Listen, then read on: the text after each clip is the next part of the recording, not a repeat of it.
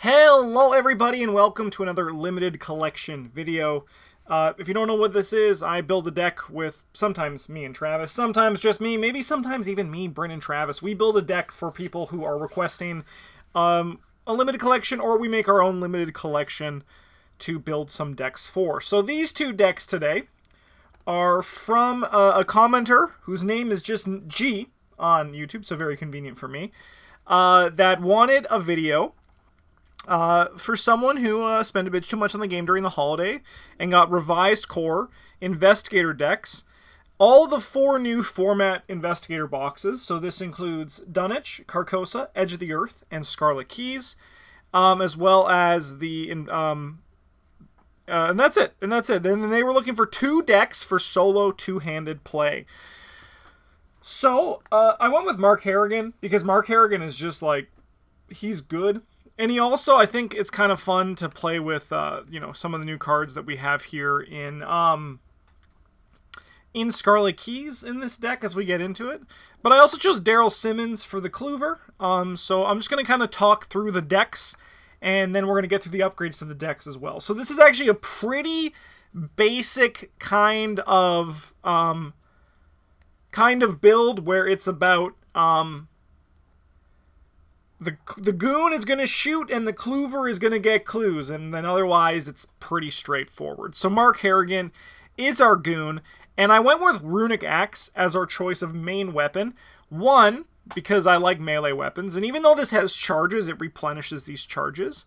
And 2, because, it's fun to play around with the customizable cards, and I'm still enjoying playing with Runic Axe right now. It's like the perfect level of power that Cyclopean Hammer wishes it was, because like Runic Axe is fun, but you actually have to think a little bit, so it's actually like a card that I think I'm going to play for a while. And also just because, I like melee weapons. For our other starting weapons, we have a machete here, just because, like, it's good. It's a good card. Just Mark gets to attack at 6 with it, and like at level 0, it's probably you're going to be playing the machete over the Runic Axe, but the Runic Axe is going to get better as it gets more experience in it. I didn't feel comfortable only running 2 weapons, so I went with the 32 Colt as our last option here.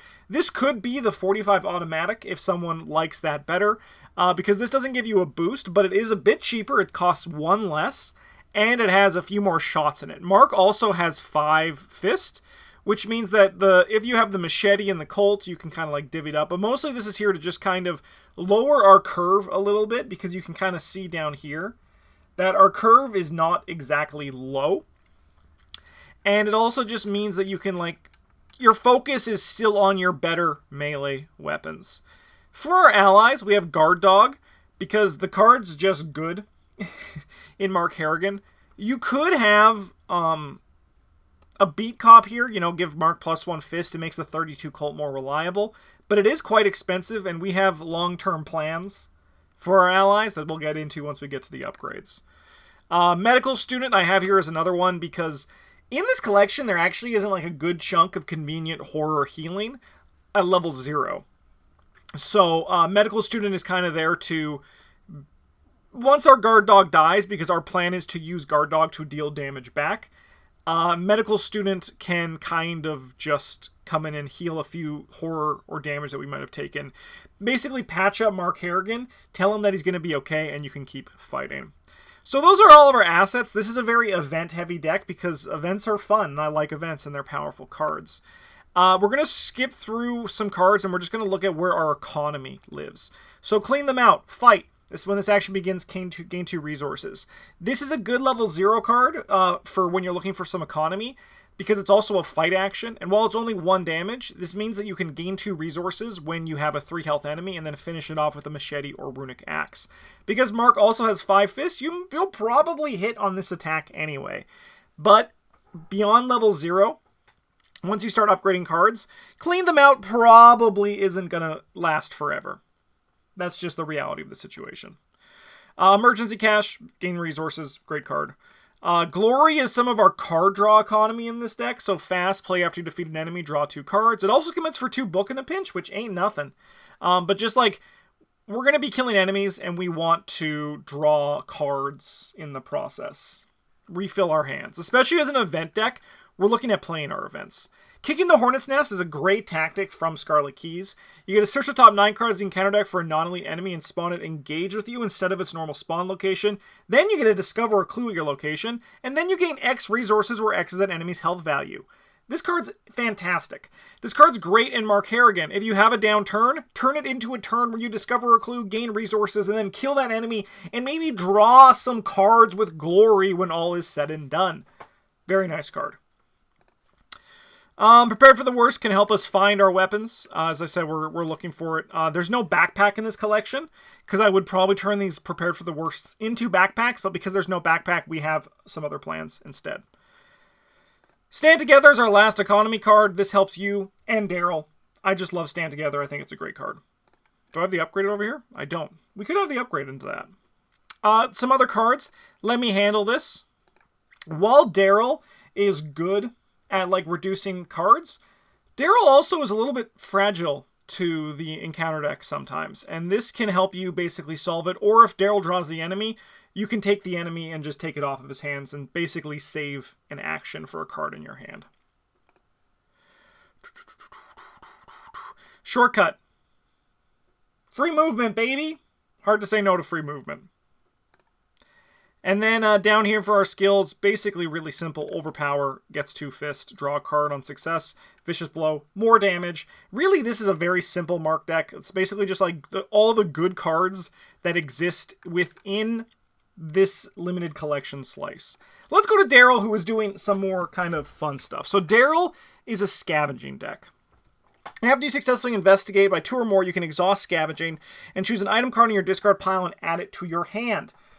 Daryl has 5 book, and with things like Magnifying Glass and Old Keyring, we're going to be going to the absolute moon. Couple that as well with his Kodak, which you can use to reduce the difficulty of a test. Well, his ability and the evidence on his Kodak. To make it so that Daryl is going to be able to scavenge like a machine. Things we're scavenging, Old Keyring. It discards itself when it's out of keys, and your location gets -2 Shroud, and if you succeed, remove a key from Old Keyring. This is basically like giving you the 2 that you need to pass the scavenging by. Very nice. Disc of Zamna. This is kind of just here for fun. This card is kind of just here because it was a yellow item, and I was like, I'll try it out. What's nice about Disc of Zamna is that it can be a good scavenging target if you don't have anything to scavenge. So, like, for example, if you got everything else in your hand and you succeeded on the scavenge, you can just bring it back and either play it or use it as just a brain icon in a test. Like I said, this could be something else, but I do think this actually does allow Daryl to kind of be a little bit on his own as well, if need be. If Mark and him ever have to separate, you probably don't have to separate too much in 2-player, but it is something that is just fun to consider. You can also play the upgraded version, which just, like, kills the enemy. I'm pretty sure it's level 2. Leather Coat, another thing we're scavenging. Daryl has, if we look at his stats very quickly, he has 6 health. This makes him have 8 health forever. Just an easy scavenging thing. This could be, you could run Cherished Keepsake instead of the Disc of Zamna. It lowers the curve a little bit and kind of fills up the exact same hole, because I'm pretty sure Cherished Keepsake, here, we can even look it up. I'm currently on Arkham DB. Yeah, commits for a brain. So, like, this could be instead of the Disc of Zamna, but I'm having a little bit of fun here. Bandages. This is really good for Mark Harrigan, and also really good with Guard Dog and some of the other allies we're going to be seeing. These also discard when they are out of supplies, making them a very good scavenging target. Schaffner's Catalog. It can pay for item assets. It also discards itself when it's out of resources. Who is playing a lot of item assets? Well, Daryl and Mark Harrigan. It's a really nice combination. You know what? I actually might play these decks. These do seem really fun together. It's just, yeah, this is a really powerful card, and it amps it up because we have a bunch of expensive items that we would love to play. Also, one thing, you could run a Bandolier in this deck to, like, also maybe, like, if you want to keep shooting the gun or something else. I just put it here as, like, kind of like something you could consider. But I don't know. I wouldn't. I would just go all in on my melee weapons. All right. Last thing to help us with our scavenging is we have this short supply that just puts 10 cards from our library into our discard pile. The nice thing about Daryl is if you ever mill his weakness with this, it's really nice because this is an annoying weakness. It can be a little bit frustrating if it hits at the wrong time. Other other assets that we have that I think are relevant here, which is actually just this magnifying glass. This will allow us to scavenge more successfully. These could get replaced, especially once we get to the ice picks in the future. Actually, that's probably an easy change that you can make there. Just change this out with these ice picks that we'll get into once we get to our upgrades. Looking over at our vents, this is all pretty simple stuff. Burning the Midnight Oil. The nice thing about burning the Midnight Oil, I mean, apart from the fact is just that the card is really good, it's also that you can still scavenge off of it. So you can gain 2 resources, get a clue, and scavenge all for 1 action. That is very nice. End of the Road is just a good card from the Scarlet Keys expansion. This is kind of like when I get into my this was my 29th and 30th card in this deck. It's kind of like these are like the cards like, what are the cards that I like? What are the cards that are like my pet cards that usually fill the last few slots of my deck? And End of the Road is really good for that. So try it out if you haven't played with it. The card is just really good. Also, G said they were playing this through Path to Carcosa. In certain scenarios in Path to Carcosa, this card is very playable at very good times. Lucky is just a Survivor staple. It's a great card. And then we have Shadowlight here. This is another new card from Scarlet Keys. This allows you, when you ever reduce the shroud of a location to 0, like, I don't know, through Old Keyring or Daryl's ability, the test automatically succeeds. You discover 1 additional clue at this location, and 1 additional clue at any location, which notably can be your own location. Card is bonkers, and if we have ways to recur it, spoiler alert, we do, the card goes up in value. Into our skills, we have Deduction. I almost called it Deduction. Deduction is just another Seeker staple. You could go to the level 2 versions once we do upgrade, but if you're playing 2 players, it's less of a necessity. But because like level 0 Deduction will have the same power from Scenario 1 to Scenario 8 in 2-handed solo. Perception helps with scavenging and gives you more cards to play with. Simple. And then we got Resourceful. Hey, here's that card that can help you recur stuff from your discard pile.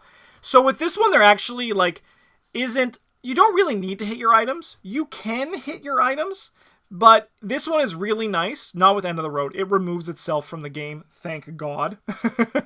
But with Lucky and Shadowlight.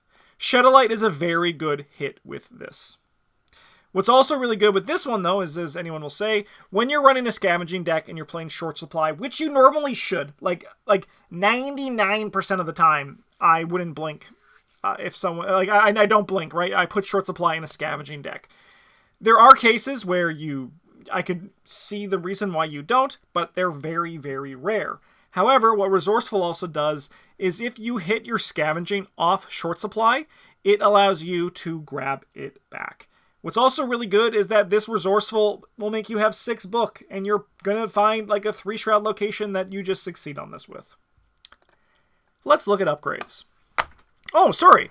There's one more thing in here. Did it not make the cut? Oh, no, I know what happened. Oh, frick. Okay. No, there was a little mistake here. As you see the empirical hypothesis, so we just have to edit on the fly. So empirical hypothesis, this should be in here. But now we have to cut some cards. We have to cut 2 cards here. You know, you could go to a 1 of disc and a 1 of leather coat. That's what I would do. That's the change I would make. Yeah, that's what I would do. You could also reasonably just cut the discs, but I like the discs. I think they're fun, but you could go 2 leather coats and cut the disc. Okay, you could. Okay, sue me. Don't sue me, please. Sorry, but we want to take the experience out of this, because there was some side deck stuff. So as you can see, there was no easy... I tried to like put the upgrades into the side deck, but it didn't really work. Okay, empirical hypothesis. I knew there was something not right about this. I was missing something. So the empirical hypothesis is a key part of the Daryl deck, where it gives you evidence, which is good for your ability. So at the start of the round, you choose one of the criteria. You fail a test by 2 or more. You succeed by 3 or more. You're most likely going to choose this one quite a bit. Then when we get to upgrades, Research Grant I think is really good to help your economy issues as a thing. However, you could also grab irrefutable proof. You could grab peer review as well to give Mark some cards. But then field research is a pretty easy one to trigger. It's kind of like the upgrades because you can only put 4 experience into it. It's kind of what you want. You're playing this mostly for the evidence. So to me, the most important thing is finding a way to more consistently get that evidence. Alternative hypothesis can also do this. However, because it's all for your experience, you need to do both of these things in a turn, which is actually going to be surprisingly difficult with Daryl to both succeed by 3 and fail by 2. Okay. Now that the issue has been solved and rectified, let's look at the upgrades. So, I think what is a really good upgrade in this deck is Gurish Kadakia. This is a new card from the Scarlet Keys, which is particularly spicy. He may be assigned damage and or horror dealt to other investigators at your location, and during a skill test, you can exhaust Gurish, and then by an investigator. That investigator gets +2 skill value for this test, and if it was successful, heal 1 damage or horror from Gurish. So this does a few things. Number 1, it makes Mark's ability to draw cards even better, because he has this recurring healing. Number 2, this is also a good horror soak for Mark Harrigan, which he was ultimately lacking. Number 3, this also can help Daryl scavenge even easier. Great card. Try it out in this deck. It's very good. Notably, it is expensive, so that's why we're kind of aiming a bit on the economy. Charisma will probably also have a good home in this deck if you want to play Gurish and your guard dog, which you probably should. There's also the upgraded guard dog now, which I actually forget about, so I'm going to quickly just put that into the deck. Because it has the new art, so I'm blind to it. There's not even art there for reference. So yeah, the upgraded guard dog is a good thing. It gives you just a more horror soak, which is nice. And you also can just engage and deal damage as a lightning bolt now. Another ally for your consideration is Brother Xavier, mostly because he just soaks for a bunch in this card pool. Looking at our weapon upgrades, we're probably going to want to buy Saga. At the very least, Saga should be a priority upgrade, just because it makes using the axe more reliable. Another really good one is Glory, because it can heal horror from Mr. Mark Harrigan. I also love Hunt. Hunt is a fantastic inscription to add to the axe. Then the last ones like Ancient Power and Script Weaver, it's really just up to whatever you think would vibe with your playstyle more.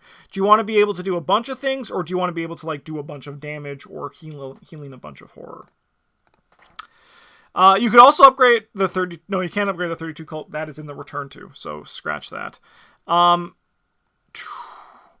can grab Stick to the Plan to get your deck a bit more consistent, which will allow you to put Prepared for the Worst, this Ever Vigilant on it, and one of your other tactics or supplies, like an emergency cache. You could upgrade the emergency caches as well. Yeah, and that's something that you could definitely do. On the Hunt can replace your Clean Them Outs. It could replace those and just give you a bunch of resources when you defeat the enemy. I think that I like Clean Them Out 0 at 0 more than On the Hunt 0 at 0. But that, once again, is personal preference. I think if we can even run... I'm pretty sure On the Hunt is in the collection. Let's find out. It is. Black Star's Rise. Bing! Alright, other upgrades. Martyr's Vambrace. If you just want some more horror soak, and also just to make yourself better in the Mythos phase, you don't really have an accessory slot in this deck, so this could be an option. Vicious Blow 2, Overpower 2 is another option, and it wouldn't be a Justin deck if Sweeping Kick wasn't in here. I love Sweeping Kick. Card is really good. Card is also very good with Mark Harrigan. Looking at the Daryl upgrades, these are pretty simple actually. Ice Pick gives us more scavenging potential and more scavenging power. this can work very well as a replacement for magnifying glass because you only need to discard it when you want to. And when you have 2 and you can kind of get the scavenging loop going, that's really nice. It's also fast. Let's go. You could No, you can't upgrade the scavenging in this one. The upgraded scavenging is in Weaver of the Cosmos, I think. Nice try, Justin. But we have Old Keyring 3, which if the test difficulty was 0, you discover an additional clue. And there's now 3 uses on it. Oh my god. So you can now scavenge some items back and also grab additional clues. Whoo! That's a spicy meatball. And I'm allowed to say that, I'm Italian. That's kind of like from our... salvage is another option to kind of just enhance our scavenging package to just grab some more items back immediately when you want them without having to scavenge. I don't think it's a necessity, but I do think this card's good because it also can be economy in a pinch. Did I not talk about... I just skipped right over Dr. Milan, didn't I? He's good. I'm Dr. Milan blind. The card is so good that I just always assume it's there. Gives you economy. Gives you book. Very good combination. A few fun things. Gumption reduces the difficulty of the test it's committed to. This can help us get Shadow Lights going easier, but also can just help us pass tests even easier. Also can help Mark pass tests. Lucky 3 is just a better version of Lucky. You can use it on Mark Harrigan to help him if he needs it. Nature of the Beast is a fun card from Scarlet Keys that you can just get some clues from it. I think it's good, but it's not necessary. I think it's just a good card. And then we have Pathfinder to help you move around even more. This is also the untabooed Pathfinder because these decks are considered to be built with no taboo list in mind, especially when you're just starting out with limited collection. Just ignore the taboo list, which means there's only one experience. It is an absolute steal of a deal at that price. And then last but not least, Upgraded Perception, which is just more book, more cards. All right. Apart from me forgetting about Dr. Milan and the Empirical Hypothesis, I would say this went pretty dang well. These are 2 decks that you can actually currently find in the description of the video down below if you wanted to look at them at your own pace. But that's it for the video. I will say that if you have if you have a limited collection that you want some decks for, whether it be 2, 3, or 4 players, let me know in the comments what your collection is, what you're looking to build, and where you are planning to play it, in what campaign. And then Travis, myself, and Bryn will look at making a deck for you. In the meantime, I want to thank you so much for watching this video. I hope you found this helpful, G, and anyone else who might be watching. Have a great one. If you want to support the channel, you can do so by liking the video, commenting on the video, subscribing to our channel if you have not already subscribed, or you can also go to the next level and join us on Patreon, where I release at the $3 level 2 deck lists every month. Thank you so much for watching. Have a good one. And as always, a GG's.